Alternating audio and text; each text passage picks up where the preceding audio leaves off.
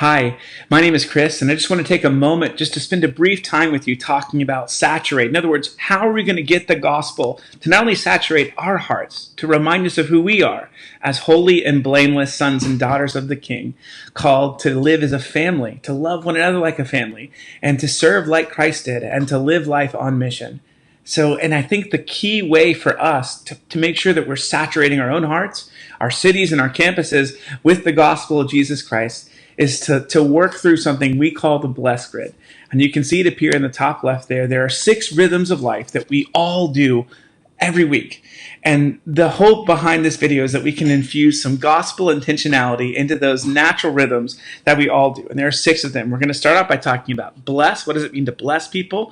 Listen, eat, rest, celebrate, and story. How can we share our story and God's story? And the first of those rhythms is bless. And by that we mean this. By blessing people, we mean to intentionally bless others through serving, encouraging, giving, and thinking of those around us. Instead of focusing on ourselves, we want to focus on others. Now, we do this all the time. It's something that's so natural to us that we don't even really think about it. The only problem is that for most of us, we're used to blessing those that love us, or blessing those that look like us, or blessing those that affirm us and encouraging us. The problem is that if we're going to live like Jesus, if we're going to see the gospel saturate our city and our campuses and our hearts, we have to also think about how can we bless those that are far from God but close to us.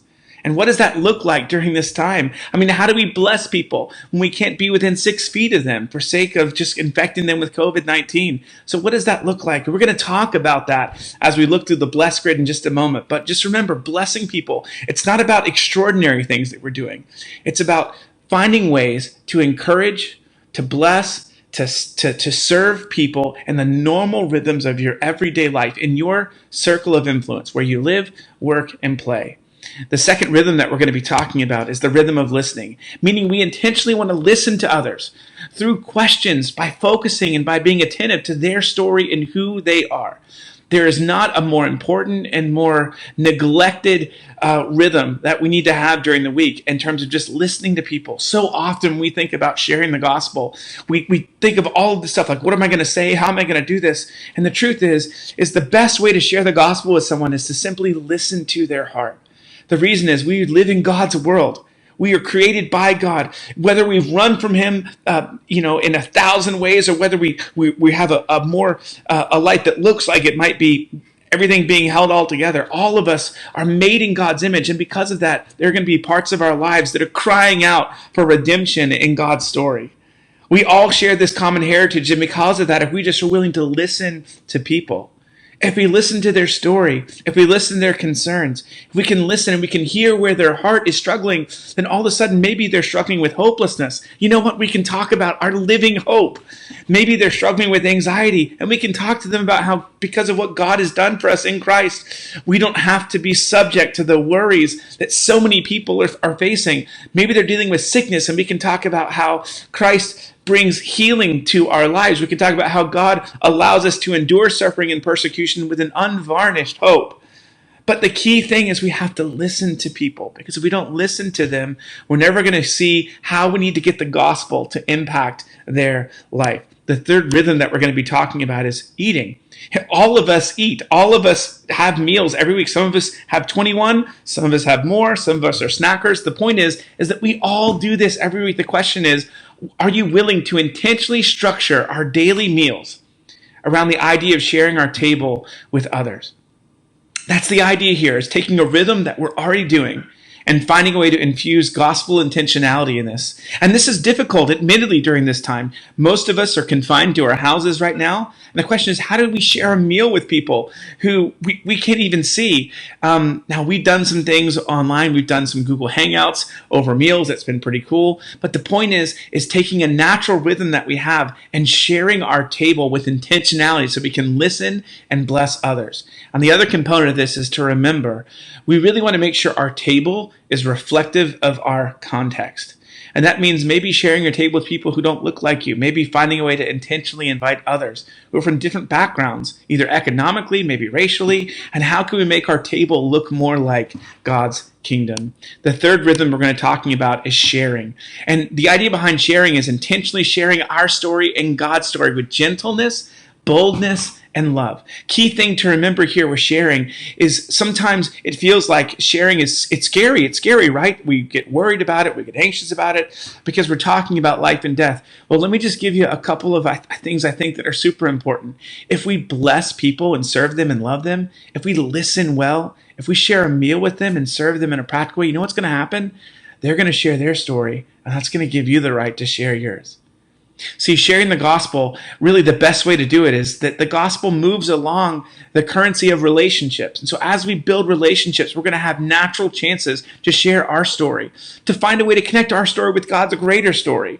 Even if it just begins with something like, man, that's a beautiful sunset. Isn't it amazing that God writes that for us? Isn't it amazing that God created all this? And we want to make sure we're sharing our stories. We also want to celebrate together. The fifth rhythm is celebration. We want to include both the church and those far from God in our weekly celebrations so that we all might show the love of Christ and show others how we love one another. John recorded Jesus as saying this, that Pete, the world's going to know you're my disciples by how you love one another. So often when we think of celebrating, we think of maybe just calling our Christian friends. We're going to go out and go to Chick-fil-A, or maybe you did good on a test, or maybe you got a promotion at work, or maybe something awesome happened in your family. We're expecting another one right now, and that's exciting for us. But the point is how can you take those things that you naturally celebrate, and how can you build in your Christian community and those who are far from God together so that we can show them how we love one another? Maybe that means taking some of the folks from your church and taking them to a party that someone else is hosting so that you can show them how you love one another. Maybe it means inviting people who are far from God but close to us into our celebrations so they can see how we love one another. The key is taking a normal thing that we do and infusing it with some gospel intentionality. And then the final rhythm is rest. By rest, we mean enjoying the fruit of the gospel and God's creation. We want to pause every week to remember that we are God's missionaries and that we're serving his mission.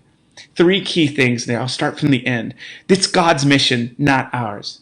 You know, all authority on heaven and earth has been placed under the authority of Jesus Christ. Now, we don't see that yet, but he's coming. And it's his mission that he sends us on. And that's super important for us to remember, because if he's the one who's sending us on mission, then we need to be confident in wherever he has placed us. And that's the second point. We are his missionaries, hardwired to serve in the communities that God has placed us in. In other words, the best missionary to wherever you find yourself, whatever circle you find yourself in, is not your pastor, it's you. You're God's plan to display and be the tangible evidence of the good news of the gospel in whatever place you find yourself. And then finally, looking back at the first truth, is we want to make sure we're building in a weekly place for us to rest. And by rest, I don't mean just vegging out on Netflix or playing a video game. I mean spending time marveling and thinking about the majesty of the God who made us. Thinking about the ways that the gospel has changed us and given us a hope. Thinking about the way that Christ has made us righteous, that he calls us his brothers, that we now call God our Father. Finding times where we can hardwire ourselves. Maybe it's through worship music. Maybe it's through worship. Maybe it's through family worship. Maybe it's through personal worship. But taking time to remember who God is so that our souls can rest and experience all of the joy that we've been promised in Christ. In just a moment, I'm going to bring in a couple of friends, and we're going to go over the Bless Grid together. It's 5 things that we can do every week just as a check-in, and we're going to model that for you as we think about how do we do small groups during this time. So we'll see you back here in just a moment with Caroline and with McCall. Blessings, guys.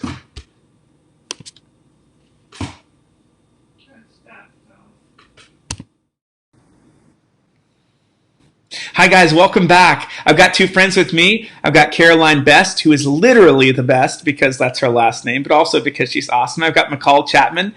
And what we're going to do right now is do just a little bit of an overview for how the Bless Grid might work in a small group setting. And we're going to start off with the first category, which is bless. And remember, by bless we mean what are the ways that we can invest and serve and find ways to encourage other folks that are in our circle of influence, but not just the people that look like us, talk like us, act like us, and our best friends, but how can we specifically be a blessing to those people who are far from God but close to us? And so we're going to start off to you, Caroline. The first question is, how would I describe my worship this week? So Caroline, if you're in a small group setting and that question is asked, what's a good way to start with that? How would you describe your worship of God this week? I would start off by saying that I watched two church services live stream. And then not only did I just watch those, I also was a part of the missional community group at Uptown live stream. And then I also was just a part of a smaller group from my church back home. So that's how I would say my worship went.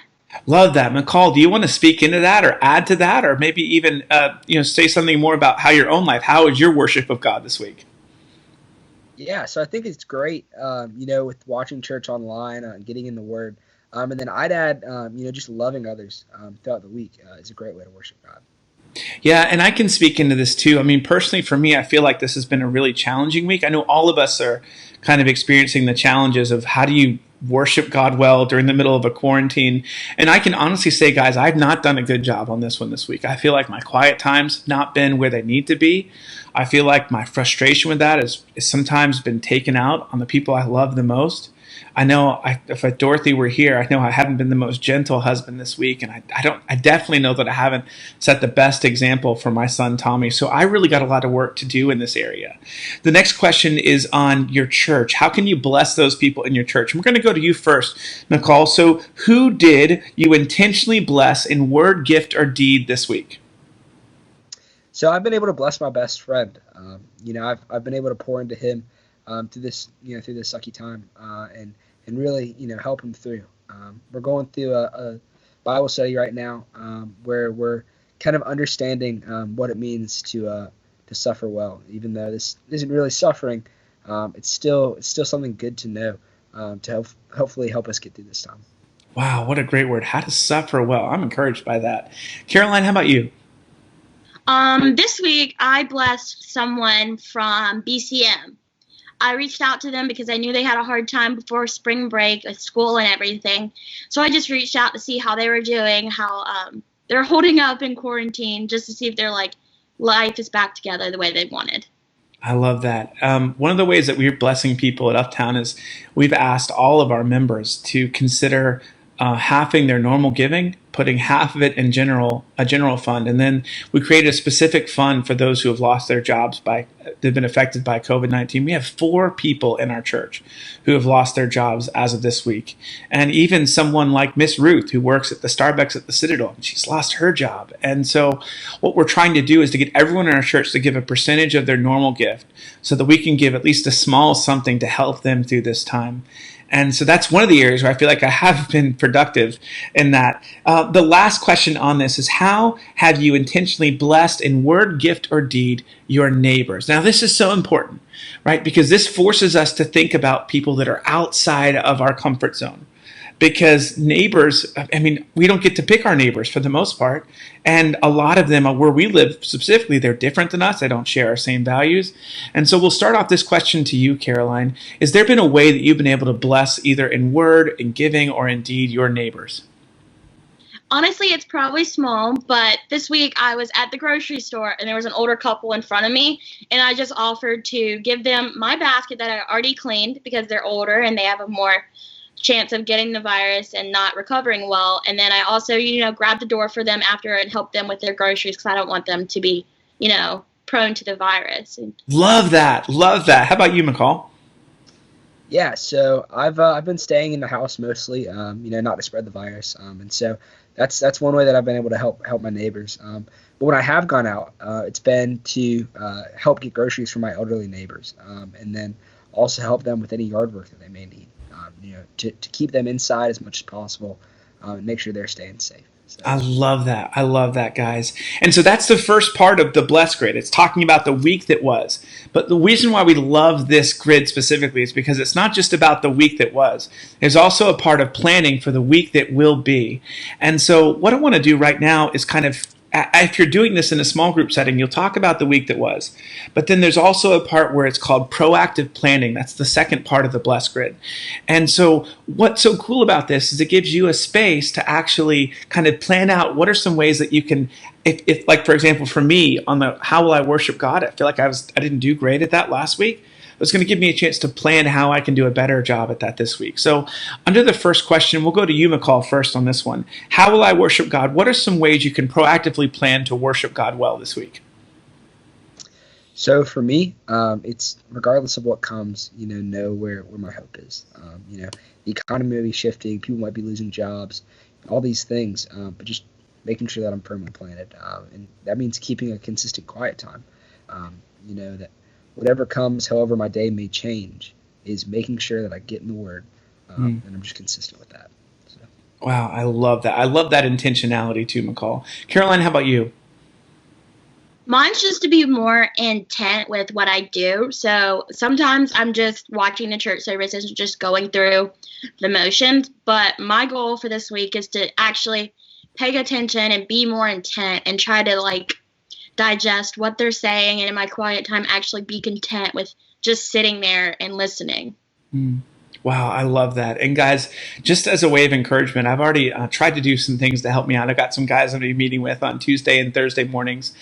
And that's just to try to help me get in a healthy rhythm. And I think what that means, McCall, and you can, and I invite you to ask me this, is trying to wake up before Tommy does.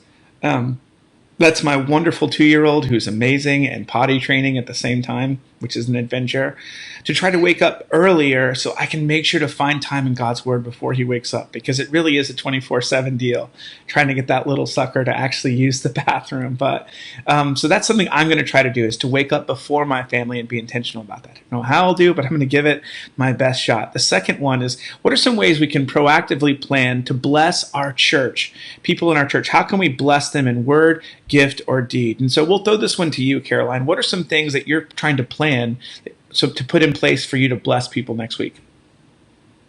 I plan to bless people by just reaching out to them and seeing if they want to share anything that's on their minds, or if they need anybody to talk to. Because I know a lot of people just being cooped up can go kind of insane, not having anybody to talk to. So I know that would be a blessing to some people, just to get stuff off their chest as they're going through this time. Love that. And that ties into another rhythm, which is listening. Love it, love it, love it. McCall? Yeah, so I totally agree with listening, and just making sure that people who have somebody to talk to in these times that we're all kind of separated, and then also being intentional with your actions. And so if somebody needs something, be the one, since you're maybe more healthy, since you might have access to more things, to be able to go and do that for them. It's just such a big thing to do during this time. I love that. And I just want to say thank you to you, McCall. Thank you to you, Caroline. There's a lot more we could talk about here, but this is just an example of what your small group might look like moving forward. And we really hope that, I know that many of us are meeting with church online, but if you don't have a small community you're gathering with, we'd love to invite you to join us on Mondays and Thursdays at 7:00 p.m. You'll see McCall, you'll see Caroline there, and we'd love to do life with you. Guys, thank you so much. Have a blessed week, and we will see you later.